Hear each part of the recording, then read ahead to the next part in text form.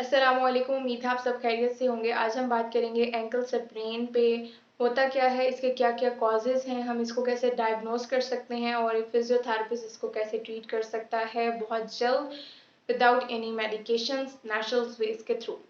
सबसे पहले हम स्टार्ट करते हैं अपने वीडियो को। तो हमें पता है कि बहुत सारे जो लिगामेंट्स हैं हमारी बॉडी में प्रेजेंट होते हैं जो कि हमारी बोन टू बोन जो होते हैं वो कनेक्शन प्रोवाइड कर रहे होते हैं।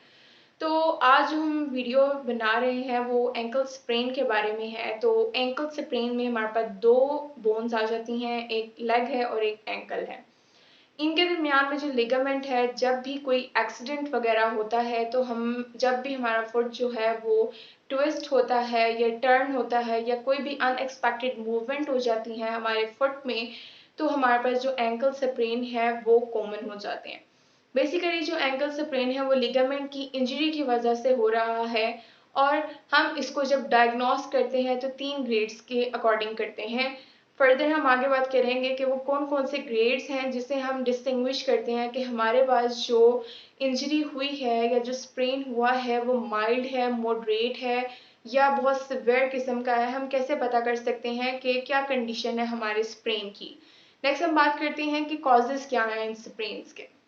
तो कॉजेज में हमारे पास आ जाता है, मैंने आपको बताया कि सम टाइम ऐसा होता है कि हम चलते चलते हमारा जो पाँव है वो मुड़ जाता है तो हमें पेन फील होती है। तो बेसिकली कोई भी अनएक्सपेक्टेड मूवमेंट्स जो हमें नहीं पता चलती या हमारे फुट में कोई रोलिंग मूवमेंट आ गई है, हमारा जो फुट है वो ट्विस्ट कर गया है, कोई भी ऐसी फिजिकल एक्टिविटी है, कोई भी ऐसा फिजिकल सपोर्ट है जिसकी वजह से आप लोगों का जो फुट है वो ट्विस्ट हो गया है, वो लिगामेंट्स को रप्चर कर देते हैं जिसकी वजह से हमारे पास जो स्प्रेन है वो कॉमन हो जाता है।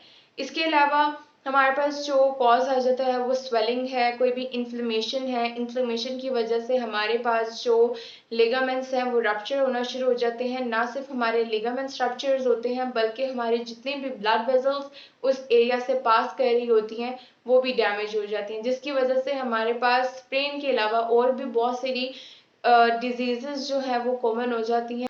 सिम्टम्स क्या है हमारे पास एंकल स्प्रेन के? तो हमारे पास टेंडरनेस, हम पेन फील होती है जब हम कोई भी एक्टिविटी परफॉर्म करवाते हैं। इसके अलावा हमारे पास वीकनेस हो जाती है उस फुट की या उस एंकल की जहाँ पर हमारे पास स्प्रेन होता है।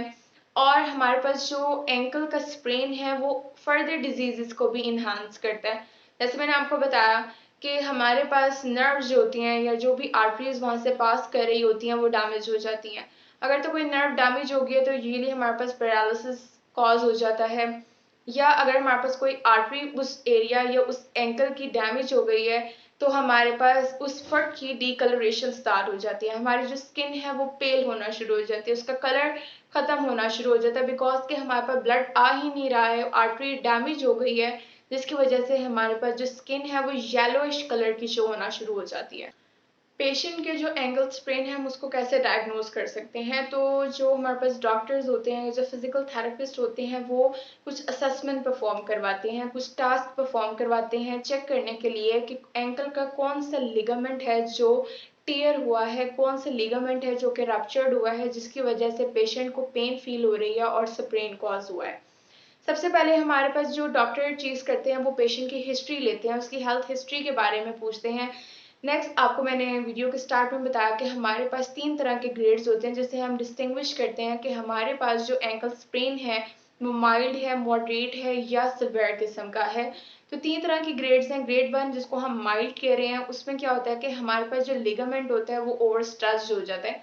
आप अनएक्सपेक्टेड मूवमेंट कर रहे हैं, पाँव आपका मुड़ गया, जिस लिगामेंट स्ट्रेच हुआ है अपनी लिमिट से ज़्यादा, वो हमारे पास है माइल्ड किस्म का।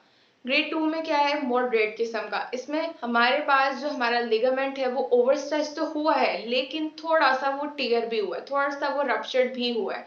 और ग्रेड 3 में जो कि सिवियर किस्म के हमारे पास आ जाता है, उसमें क्या होता है कि हमारे पास जो लिगामेंट है वो कम्प्लीटली डैमेज हो चुका होता है जिसकी वजह से पेशेंट को बहुत ज़्यादा कॉम्प्लिकेशंस का सामना करना पड़ता है।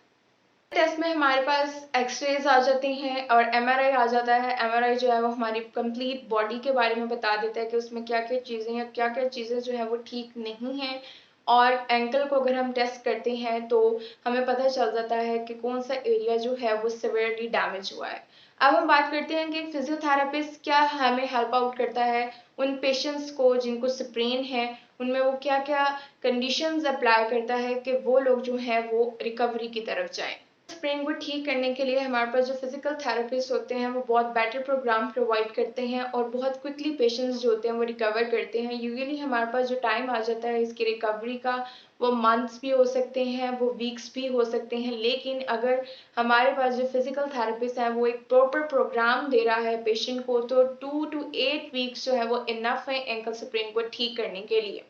अब हम बात करते हैं कि डायग्नोसिस को फॉलो करते हुए जब हमारे पास 24 से 48 आवर्स की ड्यूरेशन होती है, तो जो फिजिकल थेरेपिस्ट होता है वो पेशेंट को एडवाइस करता है कि आप लोगों ने कोई भी ऐसी एक्टिविटी परफॉर्म नहीं करनी है जिसकी वजह से आप लोगों को पेन फील हो या आप लोगों को उस फुट या उस एंकल में पेन हो। कोई ऐसी एक्टिविटी परफॉर्म नहीं करनी है। हर 2-2 घंटे के वक्फे के साथ आप लोगों ने आइस थेरेपी परफॉर्म करवानी है, जेंटली मसाज करनी है आपने उस जगह को, और अपने उस एंकल को रैप रखना है कोई भी इक्विपमेंट यूज़ करते हुए। इसके अलावा हम बात करते हैं तो हमारे पास सबसे पहले पैसिव एक्सरसाइजेस आ जाती हैं, और उसके बाद जब पेशेंट जो होता है यूज टू हो जाता है तो हम उसको फिर एक्टिव एक्सरसाइजेस जो है वो रिकमेंड करते हैं। नेक्स्ट हम बात करते हैं कि इस ड्यूरेशन के दरमियान में एक फिजिकल थेरेपिस्ट जो है वो पेशेंट के साथ कैसे कोऑपरेट करता है। तो सबसे पहले वो हमारे पास पेन को रिड्यूस करवाता है और स्वेलिंग को रिड्यूस करवाता है। वो हमारे पास उन एक्टिविटीज़ को मॉडिफाई करवाता है ताकि हमारे पास जो हीलिंग का प्रोसेस है वो स्टार्ट हो सके।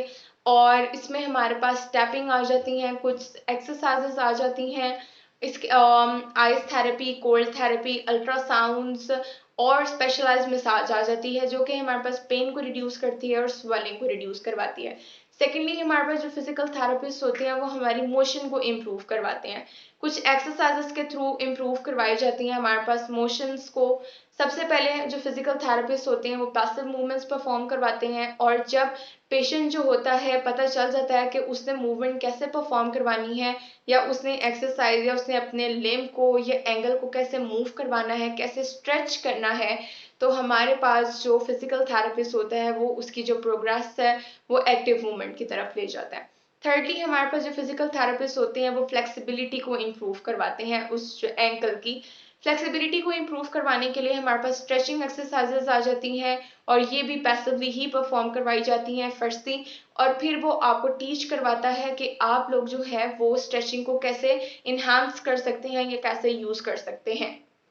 जो थेरेपिस्ट होता है वो हमारी स्ट्रेंथ को इम्प्रूव करवाता है। अब स्ट्रेंथ को कैसे इम्प्रूव करवा रहा है कि एंकल स्प्रेन जो होता है वो रिलेट करता है एक अनकोऑर्डिनेटेड और वीक इंजर्ड लेग को। उसको ठीक करने के लिए, उसकी स्ट्रेंथ को गेन करने के लिए जो फिजिकल थेरेपिस्ट होते हैं वो कुछ एक्सरसाइज एडवाइस करते हैं पेशेंट्स को, जिसमें हमारे पास वेट कफ्स आ जाते हैं, स्ट्रेच बैंड्स आ जाते हैं, और फर्दर कुछ इक्विपमेंट्स होते हैं जिसको यूज़ करते हुए हमारे पास जो स्ट्रेंथ होती है उसको इन्हांस किया जाता है।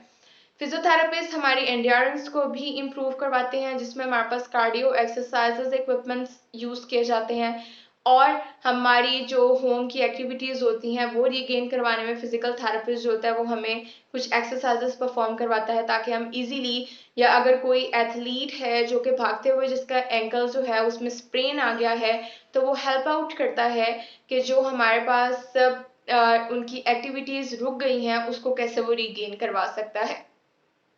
किसी भी इंजरी के बाद जो हमारे पास मोस्ट इम्पॉर्टेंट थिंग आ जाती है ठीक करने वाली एक फिजिकल थेरेपिस्ट के लिए, वो है बैलेंस को मेंटेन करना। वेन एवर कोई भी इंजरी होती है तो हमारे पास जो मेजर काम आता है वो बैलेंस को मेंटेन करना होता है। वो कैसे अपनी बैलेंस की एबिलिटी को इन्हांस कर सकते हैं, तो फिजिकल थेरेपिस्ट जो होते हैं वो उनको एडवाइस करते हैं, कुछ एक्सरसाइजेस परफॉर्म करवाते हैं ताकि उनका जो बैलेंस है वो मेंटेन हो सके। लास्ट में हमारे पास सर्जरी आ जाती है। वैसे तो जब एंकल स्प्रेन के पेशेंट्स होते हैं उनको सर्जरी रिक्वायर्ड नहीं होती है, लेकिन अगर तो सर्जरी रिक्वायर्ड है तो जो फिजिकल थेरेपिस्ट होते हैं वो कुछ ऐसे इक्विपमेंट्स का यूज़ करते हैं जिससे वो सेफली पेशेंट की स्ट्रेंथ को भी इन्हांस कर देते हैं, उसके स्प्रेन को ठीक भी कर देते हैं, और उसकी जो नॉर्मल एक्टिविटीज़ होती हैं वो रिगेन करने में हेल्प आउट करते हैं। बहुत सारे क्वेश्चंस होते हैं वो राइज होते हैं कि क्या हम फ्यूचर में एंकल स्प्रेन को प्रिवेंट कर सकते हैं। तो सबसे पहले हमें ये पता होना चाहिए कि अगर एक दफ़ा हमारे पास एंकल स्प्रेन के पेशेंट्स आ गए हैं तो फ्यूचर में अगेन जो है एंकल स्प्रेन दोबारा हो सकता है उनको, वो कोई भी अगर एक्टिविटी परफॉर्म करें या उनका जो लिगामेंट है वो प्रॉपरली हील हुआ नहीं है, इस वजह से हमारे पास जो एंकल स्प्रेन है वो अगेन उस पेशेंट में आ सकता है, उस बंदे में अगेन कंटिन्यू कर सकता है। बहुत सारे फैक्टर्स हैं जो कि रिस्क में होते हैं कि वो हमारे पास एंकल स्प्रेन को इंक्रीज कर देंगे, जिसमें हमारे पास फीमेल जेंडर्स आ जाते हैं। कोई भी ओबेसिटी मेजर कॉज है, बॉडी का वेट ज़्यादा है जिसकी वजह से आपके जो एंकल है उसमें प्रेशर पड़ रहा है, तो हमारे पास जो है वो एंकल स्प्रेन का जो रिस्क होता है वो इंक्रीज हो जाता है।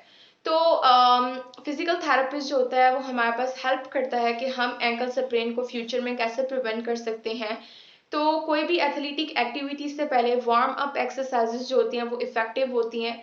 किसी ने अगर स्पेसिफिक एक्टिविटीज परफॉर्म करवानी है तो उसके लिए हमारे पास फुटवेयर्स आ जाते हैं, ब्रेसेस, ये सब जो चीज़ें हैं ये हमारे पास फ्यूचर में एंकल स्प्रेन को होने से बचाती हैं और प्रिवेंट करती हैं कि एंकल स्प्रेन या कोई भी पेन कॉजिंग एजेंट जो है वो अगेन कॉज ना हो।